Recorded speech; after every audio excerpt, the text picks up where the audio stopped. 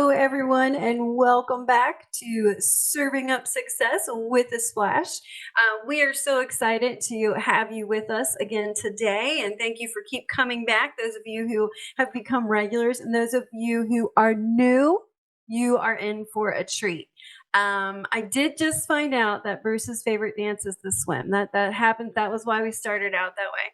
But let me tell you, we have a super special guest today, an internationally renowned speaker, executive coach, radio personality, and the list could go on and on, but I'm just going to give a few. He won the 10 most inspiring transformational coaches globally in 2022. He is a I'm going to say that again, 7-time winner of the Brian Tracy Award for Sales Excellence with Focal Point Business Coaching. He is Focal Point International Practice of the Year, and he has successfully sold to C-level executives in healthcare, telecom, federal government. The list goes on and on and on. And he is an author. He is the author of Straight Talk, Thriving in Business, Champions Never Make Cold Calls, and one that I truly loved, A Life Best Lived. Ladies and gentlemen, I would like to introduce you to our guest, Mr. Danny Creed. Hey, Danny. Thanks for being here. Let's get you off. Heidi, hi, there I am. Here he is. Hey there. Hi, everybody. All over the world. Hello, Mr. and Mrs. America and ships at sea. Thank you for having me. Absolutely. Danny C is in the house. yeah, exactly. Here we are. All right. So we always start with a drink. And also special this week is this drink is an OG. It is an original Danny Creed drink. So I'm going to make it, but I'm going to let Danny tell me how to make it. And I'm following the instructions. This is called the Rum Dinger. The Rum Dinger. So a lot of people say 1 or 2 ounces of rum. I put it 2 seconds of rum. 1001, 1002. Then you put, I use Diet Dr. Pepper, but you can use regular Dr. Pepper if you want. And then you put that in there, and then you put as much lime juice as you want it. And that is limes, ladies and gentlemen, the green ones, not the yellow ones. I did say the wrong thing earlier this week. The green ones. And you put lime juice in, and you squeeze it, and you can put as much as you want, and then you stir it up really good. Now, I like to use crushed ice. If everybody's went to a drive-in restaurant that has the really flaky little bitty chunk ice, I have an ice machine. I paid a lot of money for to get that, and that's what I fill my glass up with for that kind of ice. But you can use that kind of ice. Any ice will do. And then you hold it up, you shake it around, and you drink it and go, man, that's a dinger. Damn, that is a dinger. It is good. To Danny, cheers. Cheers. Thank you. Yeah, and everyone out there for joining. Cheers. Yeah, cheers anybody all over the world. That's listening. So I gave Danny an introduction that he would never tell himself because he is, believe it or not, one of the most humble people I've ever met, and fun. Every time I talk to Danny, I leave, my face hurts from laughing, so I'm super happy to have him here. But Danny, tell us a little bit about you. What's your story? How did you, get to where you're going? Entertain me. Well, thank you. I, just shut me off here. But I started life as a farmer. Most people don't believe that, but I found this picture. Some people have seen. That's me. That's me. You've been withholding that. That's me at 16. I was a farmer. My family's still on the farm 100 and some years. I knew I couldn't do that. I walked off the farm into a radio station back in the heyday of radio, when personality radio. We had so much fun. But I also learned business. I learned how to sell there. I ended up working with a lot of big advertising agencies in New York and Chicago, and I just learned a lot from that. And it got a little political in the 80s, and late 80s, I got involved in a first entrepreneurial startup. That was back before we could really spell entrepreneur. And, but it was, I'm telling you, it's what they tell me, good drugs are. I mean, Man, my first startup, it was like, holy cow, this is great. It's exciting and it's dangerous and it's, and it's creative. And I'm not a technical guy, by the way, but I was always the idea and the sales guy. And we did some amazing things. I was with groups that we really changed the world with a couple of the inventions and things that we came up with. We were on the cutting edge of the internet. I remember I was just telling somebody today, we really created the first digital content company in the world, and we did a lot of things like that. And my job was to be the evangelist of what was coming. And I'd go out in the world and talk about this thing called the internet, where you can buy stuff in your pajamas, and you can go online and all this stuff. And it was so cool. It was so exciting to me. If you can tell, the reason I don't have any hair is I got so excited about it. I became a part of 15 startup businesses, and most of them were high tech. Again, my children will tell me I have trouble plugging something into an electrical socket in the wall, but I was always the idea guy and the creative guy. So even when some of the businesses were mine, I still focused on, I'd always hire a CEO and that kind of thing, because I couldn't be behind a desk. I had to be out making stuff happen. And I did bootstrap startups, while we had a telephone and a card table.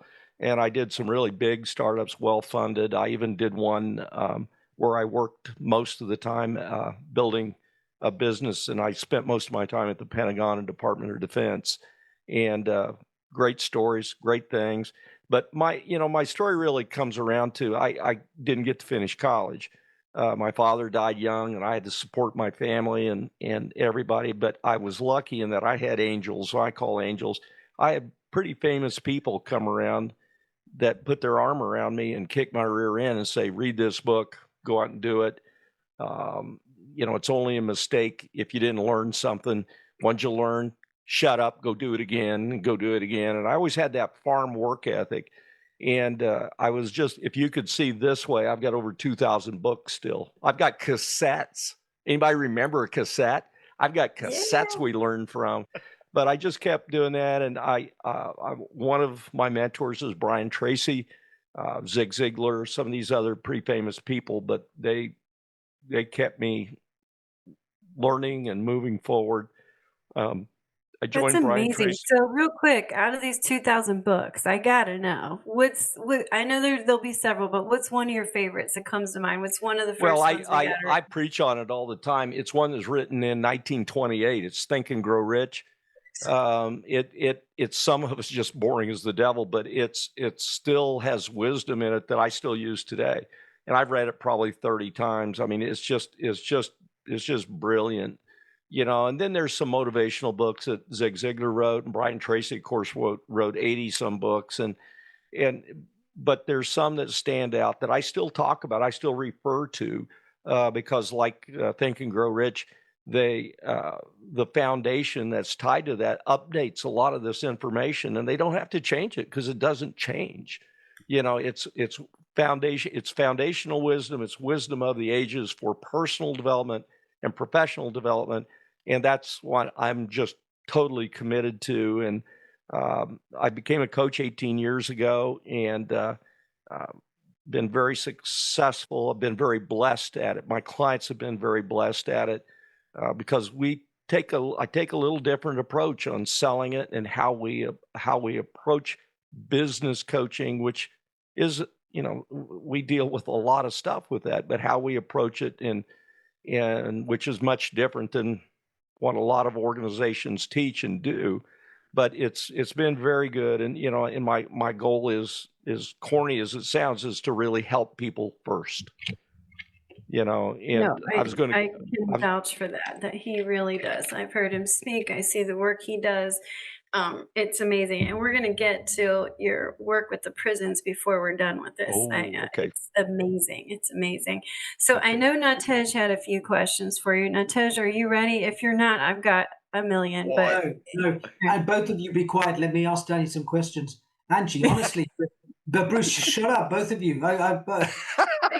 Hey, I've been fairly silent. Danny, real quick before these two start speaking, speak to me. Keeping Bruce silent is a big deal here. Oh, Jesus. It's hard. I've got people back in his home keeping him quiet. So, Danny, I've got a lot of questions. Noelle, she's kicking me under You see, I can't shut him up. Angie, can you shut Bruce up? All right. I think Noelle's our best shot. I'm silent. Okay, before we go to a break, I've got to ask the question. So, Danny, super quick, and it might be that you carry this on after the break. Underlying it all, I want to talk about your personal values. Okay. Angie sort of touched on it a little bit. You know, underneath it all, what is the driving personal value that makes? I think I can tell you that before we go to break. I've always had a goal of meeting a billionaire. I've met 6, and I listened to them. I sat and listened to them, and I've had the wisdom of Brian Tracy and Zig Ziglar and some other people you may not know about. But here's the way I approach everything, and my values are all underneath this, and is this: you can never be as successful as you're intended to be, as you're meant to be, as long as you look at a client or prospect as a commission check. You have to understand their needs from their point of view, help them solve those needs, and the money will follow. But so many people out there chase the money and look at clients as not to help them. Even in dire situations, we've got to look at the client and the prospect's needs first. Their needs, not mine. Not mine to tell you, let me tell you all the reasons you ought to buy. But their needs, and help them solve that. What an awesome answer to take us into the break. Gives all our listeners time to think about that, process it, come back with questions. Danny's here to answer all of them. And also call your friends on the break. Tell them to hop on if they're not on already. Thank you, Danny. We'll be back in 2 minutes. Jesse, take us to break. All right, everyone. Welcome back, and welcome Kevin Hawthorne from Lakeland, Florida. Thank you for tuning in. Feel free to just say hi, folks, if you get a chance. We'll let everybody know that you're here. So Danny wrapped up that really deep, incredible question in less than 2 minutes. Well done. And we're going to let Bruce talk. It's Bruce's turn. Bruce, you can ask a question. All right. So, Danny, I'm dying to ask you this. This is the part now we're going to dive into the sales aspects of many things you do so well. What's been the biggest sales myth that you often have to debunk? Good question. Great question. Well, from selling anything. Well, first of all, let me say that my philosophy on selling is that everybody's a salesperson. Everybody. I do sales training all over the world, and it just makes me cringe when I go into a corporation or work with people and they go, well, I'm an executive. I'm not a salesperson. And you know what? Look, I won't tell you what I asked a guy the other day, but if you've ever asked for a raise, you're a salesperson. If you've ever dealt with kids, you're a salesperson. If you've ever sold yourself in a job interview, you're a salesperson. So one of the issues people have to learn to be valuable in the world moving forward is you have to learn how to sell. Now, what I've done is figured out how to teach people how to sell, to do what they need to do, but in a way they feel comfortable doing it. There is still lots of sales trainers out there that said, go in and beat them over the head, and give them the elevator pitch. And it's just, that isn't the way it has to happen. That isn't the way it should happen today. And, it's really a whole different approach because of the digital world today. The thing is, one of the misconceptions is that you come in and tell everybody what you do and why they ought to buy. And the fact in today's world, telling is completely disappearing. Nobody wants to be told anything because they have a cell phone. It's instantaneous access of information. You know what people want? Right. They want somebody to ask them a question and shut up and listen. You know what? And I'm not afraid to share this to the world. I'm telling you, the lost art in the world today in selling is the art of listening. Nobody listens. My success, you think I've got pixie dust to spread all over the world. And you know what? Whether you're on the phone selling, whether you're face-to-face selling, whether you're at a trade show or you're in front of a teacher, selling is all about listening. And if you shut up and listen, it's such a rare trait today that I'm telling you, it's the key to success. Because if you shut up and listen, your prospects or clients are going to go, he's actually listening. I'll give him a little chance. We'll see if he continues to listen. Because most people don't listen. What they're listening for is their chance when they need to interrupt and start talking again. Right. And Listen to understand, right? We talked about that in one of our episodes. And the thing that I believe, if you ask a question, shut up and listen, it's so rare that people will sit there and tell you how to sell them. Because people are whether it's CEO executives, and believe me, I've worked with them at $400 million companies down. You know, the biggest thing is nobody listens to anybody. That's why you have your bully leaders out there. That's why you have people who just, you know, do it my way or the highway. I'm telling you, I've got over 1,000 hours in research in leadership studies. I've got a great key grassroots presentation on leadership. And the key element there is listening to the needs of your team and not telling them, you know, Steve Jobs said, why hire good people and then tell them what to do? You know, your greatest resource of information is the intellectual property of your employees. And if you're a CEO, you're selling to your team every day.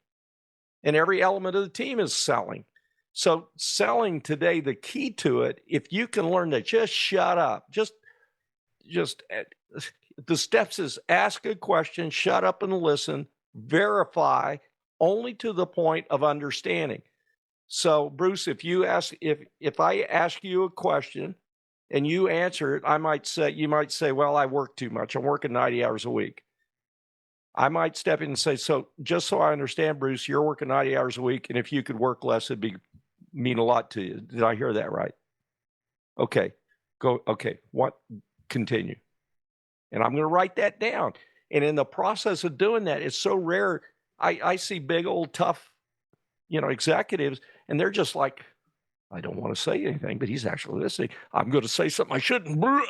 And they talk, and then they sit back and they go, oh gosh, he wrote it down. He's actually listening. Well, here comes something else. And after a certain point, look, in the world that I believe in sales, closing is incidental. Closing should be incidental. And what I mean by that is it should be so obvious that you ask the questions, you understand and listen to their needs, you write it down, and then you give them options on how you're going to help them solve that at the end. So closing, the close I call my famous close is this. You ready? Everybody write this down. Wow, it seems pretty logical. We ought to work together. Can we start Tuesday? That's it. That's it. And that, ladies and gentlemen, is why we call this no BS secret to sales. That's pretty much what we heard. I'm telling you, but we make it, you know, companies go out and they're still teaching, you know, when you get in front of a prospect, how to tell them all the reasons they ought to buy your company. Let me tell you all the reasons. And today, people don't need to hear that. I was with a young salesperson that said that one day to a big old, a tough business owner, an entrepreneur, and he goes, "You little twerp, you've known me for 2 minutes, and you're asking me all my problems, and you're telling me, and you don't even know what I need. You can leave." Now, I was with him, and he looks at me and says, "So what's your story?" And I go, well I don't know. Here's another one of my secret terms. Ready? I have helped so many people because they would hire me just because I say this. As part of my speech, my conversation, I say, you know, I'll use you, Bruce. I said, you know, Bruce, I'm not right for everybody. So can we just talk, have a conversation? So to answer your question, it's a long way. The biggest change is we have to learn to turn a pitch into a conversation. We have to learn to turn a pitch into a partnership. And if you come in as a pitch, people are going to go, oh, God, how do I get rid of him? But if you come in and ask questions and you have a conversation and you listen, and when I say I'm not right for everybody, you can just see this evil spirit lift their body like, I've eliminated the fear of being on guard, right? Because we get spammed all the time. I've eliminated the fear of being sold. So now we can talk and I can understand their needs. And then in most cases, I can say, I can help you with everything. Here's the 3 words, with everything you told me. You told me that this was important. Did I hear that right? Yeah. Okay. Well, I can help you with that. So you don't need to have you don't need to talk. You don't need to show them how you're going to help them, because this, and then I'll shut up. But to finish your answer, Bruce, you know what I sell? And I think every top salesperson, again, whether you're on the phone or face-to-face or whatever you're selling, every top salesperson needs to do this. And whether they understand it or not, they need to do this. I have never sold a package of anything. Ever. You know what I sell? I sell hope. I was waiting for that. You know how I sell hope? You know how I sell hope? I sell hope by understanding their needs from their point of view, clearly asking and listening and understanding, and then saying, I can help you with that. So in a world that we're in a world of negativity and everything else, if you sell hope, people will stand in line to buy from you because it's so unusual. And I'm so proud of this, Angie knows this, during COVID years, 20, 21, and 22, 100% of my clients had growth. You know what I coached them on? I coached them on, we're not going to worry about what if. What if COVID kills everybody? What if the government's overthrown? What if? What we're going to talk about is what is. What can we control? What can you control? You control your attitude. You can control the people you hang with. Because if everybody around you is talking crap in their negative, you shouldn't be hanging around with them. If you're in business or you want to sell anything, the worst thing in the world in sales is to be empathetic, or sympathetic, rather. Let me back up. It's to be sympathetic. Oh, yeah, things are bad. Yeah, I'll come back in 6 months and maybe we can do business. If you're empathetic, you go, I understand. I hear that a lot. It's a technique called feel, felt, found. Man, I understand how you feel. Many of my customers felt the same way, but you know what? We found ways to get around that. Can we talk about that? Well, yeah, okay, let's talk. People buy hope, and they stayed with me. I like to say that, I have hope. I believe. I'm enthusiastic about what they're doing and understanding them because they can't feel that, but I'll do it for them until they can do that. Until they can have the same hope, and understand that they can control that, I'm going to do it for them. And we can achieve anything if I sell hope. Because if I sell a package, and I'm sorry if I'm stepping on toes, but anybody out there selling packages, I can train a monkey to make 100 sales calls to sell something if you're selling a package. That takes no creativity. It takes no listening, nothing. You just come in and go, let me tell you what I got and why you ought to buy it. No, but, and if you're a business owner, listen to this, kick them out of your office. Don't even listen to them. I'm telling you, get rid of them. Find somebody that'll listen to you. No BS here, man. Find somebody that'll listen to you. Find somebody that will help you. And you know what? In the few situations where I really can't help them, you know what I do? I say, you know what? I know people all over the world. Let me connect you to people that can probably help. And I don't take any money on that. I have in one of my books, the Champions book, I talk about the my referral network. It's such a huge topic. I'll tell you what, we got 1 minute to break. Why don't we go to break and you can start on that, because that's a whole nother world, your champions network and the referral piece that you do. So stay tuned, because he's just opening up the champions network, another thing he happens to be extremely famous for. We will be back in a few minutes, folks. Jesse, take us to break. Thank you.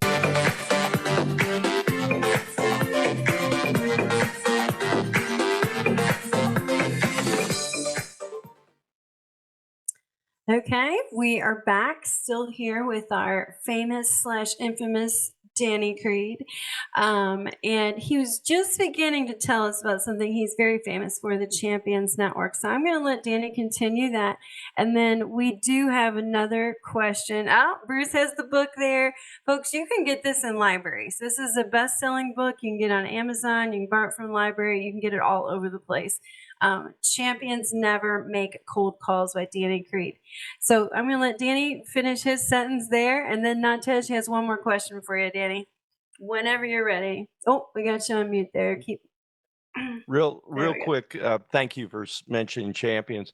It's something I came up with over 40 years ago, because I found myself, as many people in sales will find themselves, they're very good at sales, but they're spending 85% of their time in meetings and 15% of their time on the streets. And I was working at the time in sales where I was getting paid on straight commission based on collections.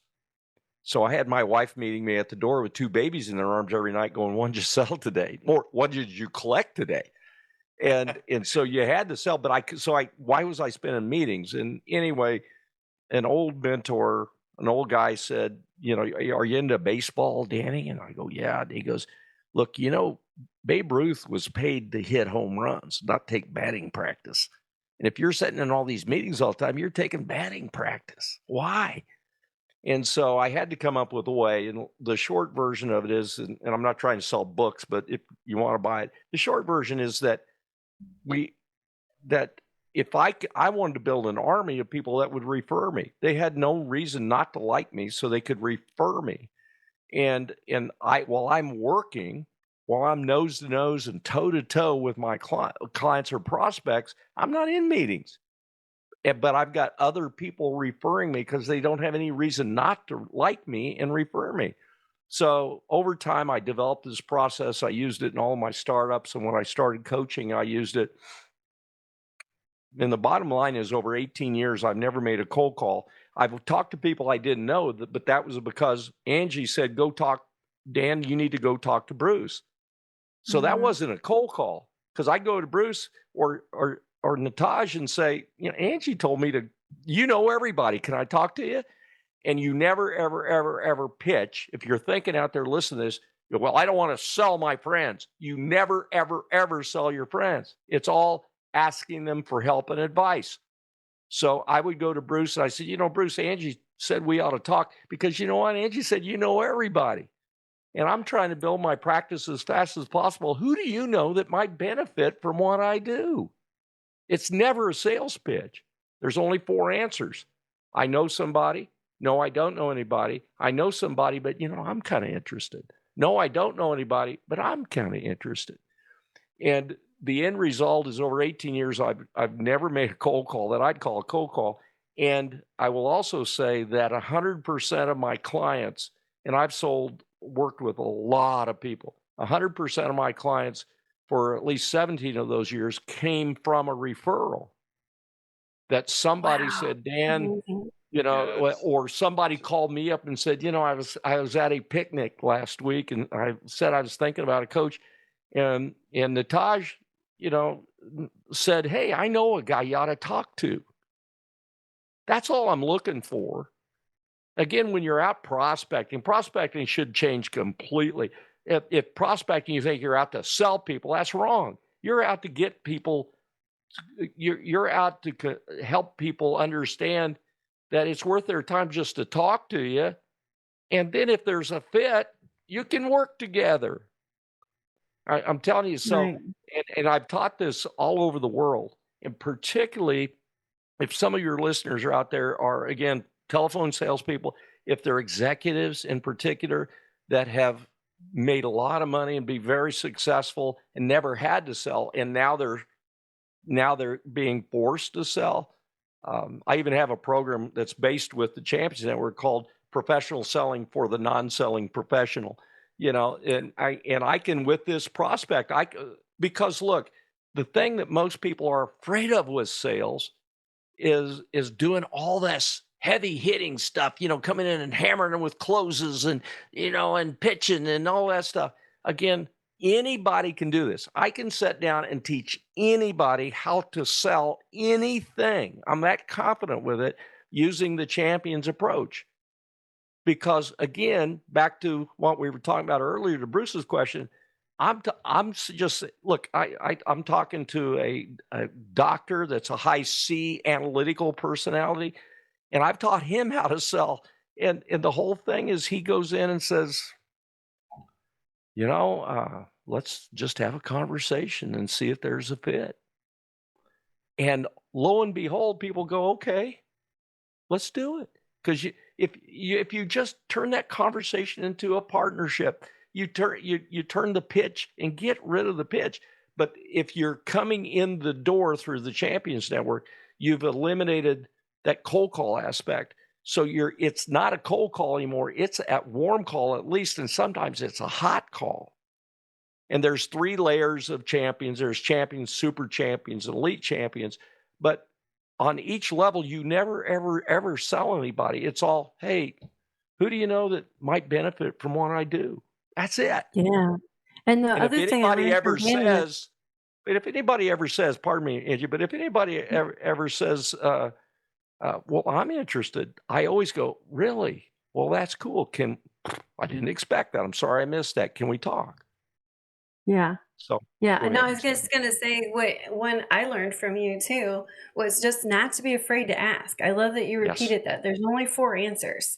And I'm someone who came to Danny and said, oh, I just don't sell. I don't like it. It gives me the ick. I don't. Yeah, that's the face I made right there.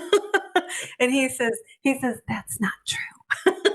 And that's what I learned from him was just ask the question. So Nawtej, I'm going to let you ask the question because I know he's sitting on one. He's jumping. He's going to start dancing and ringing bells if we don't let him ask this question. I can't wait. So. Angie, thank you. Danny, thank you for all that you've shared with me outside of this program, not just in the last 30 minutes, all the time you've spent with me. Underneath everything that you're saying, there is kindness in Danny. Danny is just the kindest person. You'll talk to anybody. You'll give them 2 hours at midnight. You gave me 2 hours talking to me at midnight once. You do a lot of work without money, and I want to embarrass you here. Talk about all the things you do where you use the same techniques to improve people's lives, but you're not being paid for it, Danny. Yeah, thank you for even bringing that up. I've always believed that you have to give back. I call it making contributions to my karma account. I love that.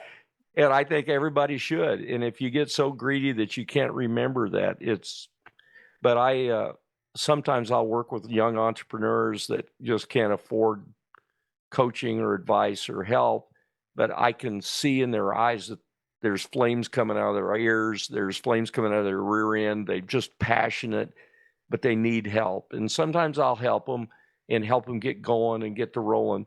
All the work and effort I put in, I also, Angie mentioned earlier, it's allowed me to do things like I work with men in prison. I go to a major prison in the Midwest, and there's a program there called Brothers in Blue, and these are guys that had to qualify to come in this, and I'm in maximum security. I did one last Friday, and I'm there every 60 days, every 6 weeks to 60 days, and I have 35 guys in my group every time. And last time I had 35, and 28 were in on life sentences, but I talk to them. I teach them goal setting. I teach them time management. I teach them visionary thinking. I teach them. We have one gentleman that I work with every week at no charge. The prison has allowed me to do a phone call every week, and he's been in 38 years.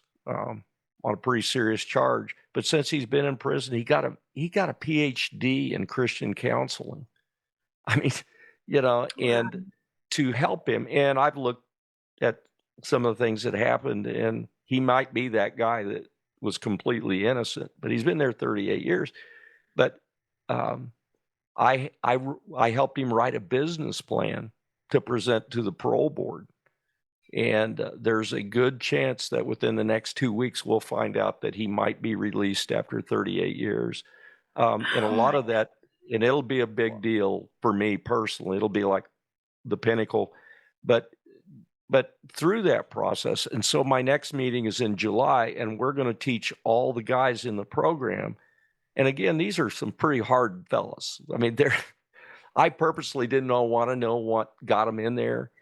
But I found out, and some of them I could tell stories. I've told Angie some stories, but I could tell you some stories. But all these guys, I asked them one time, because I did a survey, and I said, what do you want me to talk to you about next time? Because I have them for 6 hours. I'm in there 8:30 in the morning to 2 in the afternoon. Wow. Every time I go in max. And I said, let's do a survey. What do you want? And they said, goal setting. And I said, goal setting? Really? Why goal setting? Because you guys most of you are in our life sentences. And the great answer was, in here you have two choices. You can either be the same knucklehead that got you in here, or you can improve yourself while you're here. The line we came up with, you can either do time or make time work for you. And so we work a lot on books. Yeah. I've contributed, my wife and I have contributed, Debbie, my partner, side by side here. We've contributed a lot of books. I've given them a lot of my books, but we send them books. We've bought sound systems. We've helped them out in helping to learn and become better people. And the bottom line is this, and then I'll shut up, but the national recidivism rate is when somebody gets out of prison and then they go back. The national recidivism rate is somewhere around 76%. It's 3 out of every 4 guys that get out go back. The recidivism rate of this program is 11%. So the program has been very effective. That's brilliant, Manny. That's brilliant. Wow. That just kind of goes to show how much hope gives you too. Yeah. Goal setting and hope and listening. Well, and that's one thing. Some of the guys call me Preacher Dan, because I lay a sermon on them every once in a while about hope, about business, about positive thinking, even though where they're at. Because you can either get in the doldrums and, it's not a happy place and nobody cares about you. But I try to give them this glimmer of hope that whether you're out, in fact, I work with one of the guys and we created this little LLC business called Inside Out Coaching and Consulting. He's inside, I'm outside. And while he's inside, he takes a lot of the things that I've worked with him on, my coaching techniques and everything, and he shares them with the guys. And then when I come in, they kind of know what to expect. Because the one thing about it's really helped me with is their BS meter, is 0. That's how you got to be the king of BS.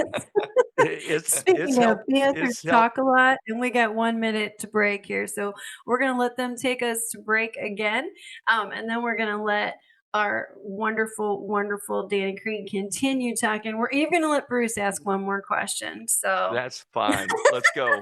Thank you. Awesome. Jesse, take us away. Thank you. All right, so we're back for our very last segment. I did go off camera for a second, but you're going to notice I refilled this anyway. These real you did. Yeah, you did. I didn't know how good these. Let's get this train going. Let's get this train going. Let's get it going. All right, so I'm going to give Bruce one more question. We would like to end this in a harmonica session, though, because that's one more hidden talent that Danny has. So, Bruce, one more question, and then I would love to hear the greatest thing Nawtej learned today, the greatest thing Bruce learned today, and then we'll go into harmonicas. So, okay. Bruce, you're up. Well, first of all, Danny is a very accomplished musician. He's played on some of the best stages worldwide and some of the most talented blues artists known to mankind. So, this guy has many talents. I will say this, Danny. I thought I was well prepared for you in terms of questions. And in your first answer, you picked off 5 out of the 7 questions I had prepared. So, but oh my God, thank you so much. Thank you. Now, my last question, because I'm struggling with this now, because you covered a lot of territory. But my last question is, if you could give your younger self one piece of advice, what would that be? Never stop learning. I'm telling you, all the great business people that you've heard of or not, successful or not, and there's a lot of you out there. If we have another time to do this, I'll tell you the story of Mr. Lucky. My car tag says Mr. Lucky. I've been Mr. Lucky for about 40 years, and it all came about. I was always willing. There was a time I didn't continue learning, but I kept learning and I kept reading. And I believe one of the great authors of all time is Louis L'Amour. He had the equivalent of a 3rd grade education, and when he passed, he had 3 doctorates, honorary doctorates. I think you can learn everything you need to. If you don't get to go to college, you can learn if you commit to reading and listening and understanding and continuous learning. One of the great mentors in my life was a guy named Campbell Frazier, one of the great coaches of all time. And when in his final days, he was asked, "Why did you keep learning your whole life?" And he goes, "Because I always knew there was more." So people just quit learning. And I love going to seminars where somebody sitting over in the corner, and I like to pick them out. I don't allow anybody to screw around. And this one guy, I was in Atlanta, Georgia, and this one guy was just, I go, "Look, obviously you're causing a problem here there's about 500 people in the room." And I said, "What is your issue here, sir?" He goes, "Well, I don't need to be at this training meeting. I've been in sales 30 years. And I said, "Well, I'll accept that if you can answer one question. Have you been in sales 30 years or 1 year 30 times?" Which simply means, did you go to one training session and go, "I know it all now, so I don't need to learn it anymore"? And I just hate those people, because you got to, the Japanese, the Chinese, Japanese all had these great sayings. One was "Can-I," continuous and never-ending improvement. So I would tell myself, never, ever, ever, ever stop learning, because you can learn. Learning is a skill, and you can learn anything you want to learn. If you want to be because again, I was on a farm where everybody said you're not supposed to be successful. And I said, now there's got to be more. There's got to be more. I can learn to do anything I want. And the bottom line is, I'm very proud. I've been in the biggest boardrooms in the world, and no one's ever challenged me, because I've learned, and I've continued learning, and I've continued listening. Bill Gates and a lot of other people have said, my key to success is I always surround myself with people smarter than me, and I learn from them. So, Bruce, that's what I'd probably say. I love when Danny in the very beginning said, I asked him what his favorite book was, and his response was not just Think and Go Rich. It was, I've read it 30 plus times. Yeah. Because that's I keep learning, because every phase of your life, every month of your life is a different month. And the same material may teach you something different a month later, because you're on a different platform, you're on a different level. And I just love that you said that. It's such a good reminder that it doesn't always have to be new material. Sometimes you're new. You need to go back through the material. That's awesome. And Bruce, good question, more I think about it, more I think about, there's probably one more thing, and that's just don't, and pardon my language, but I learned this hard way, but don't let the bastards get you down.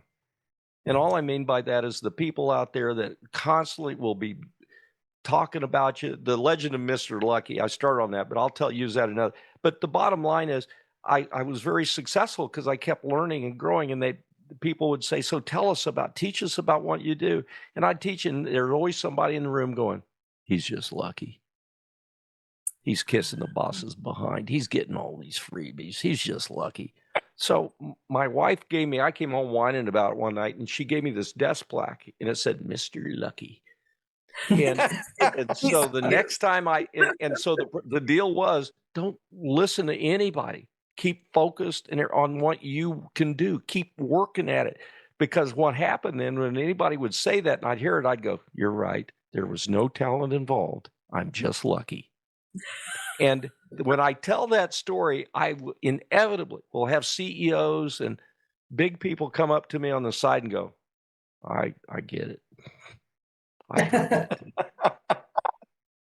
graduated. That's what you get with imposter syndrome, right? You got to be Danny to not get imposter syndrome. Like, you're lucky. You're like, no, I actually earned this. I belong here. Angie knows on my business card, I have the term that I have a PhD in GSD.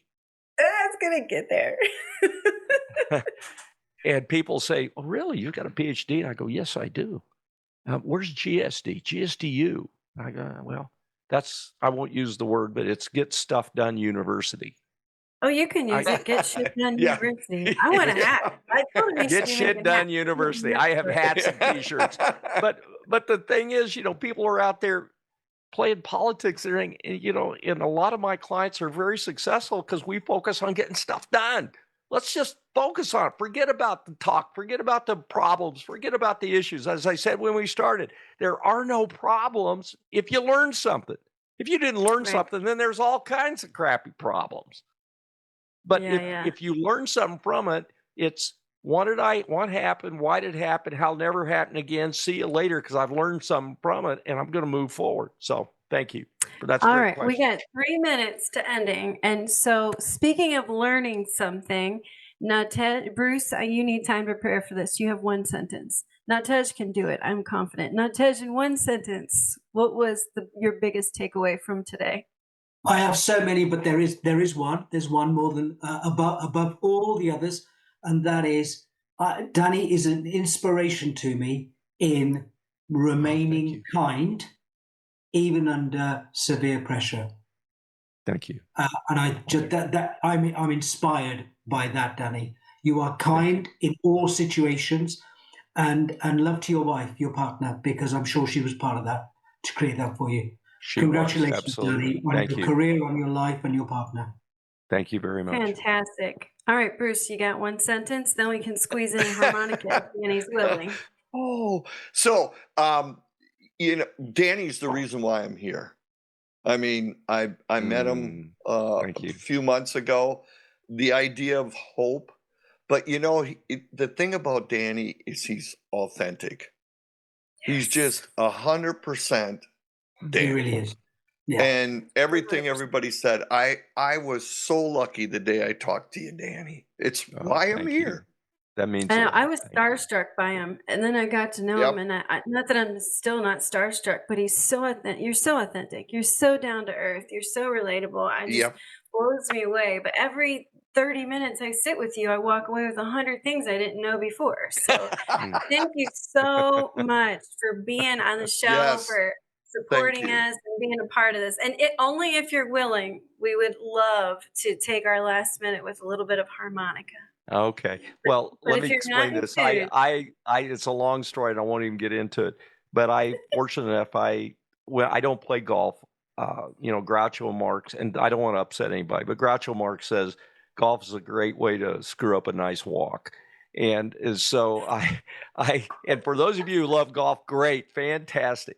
But I play music, and I always have. I played for over 40 years and lucky enough to play with some famous people. And I have a partner that's a guitar player, and we finished an album that'll soon be available. And I just love it. It's what I do. And I started in blues music, but I've played trop rock, Jimmy Buffett types things, and I've played country, and I even played some jazz. And it's just what I do, and it's a lot of fun. And I always have. I have a case over here with 50 harps in it, and anyway, it's what I do. And I just want to thank all of you today and all the listeners out there. Thank you. I don't know. Are you going to publish my website? Because if people want to go on, Absolutely. So that's how I was questions. going to wrap it up. It's just, Danny, thank you so much. We cannot thank you enough.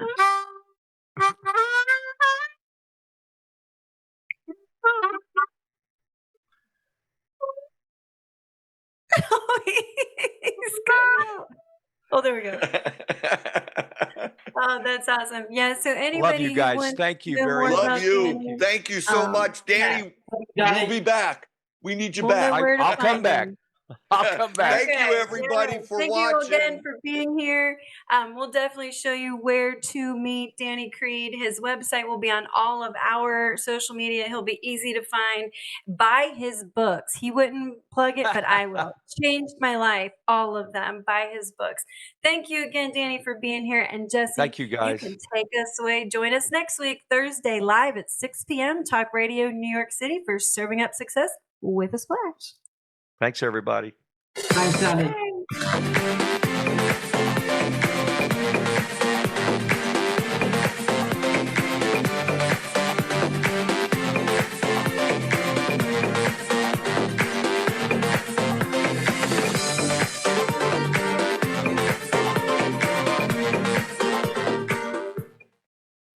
You're listening to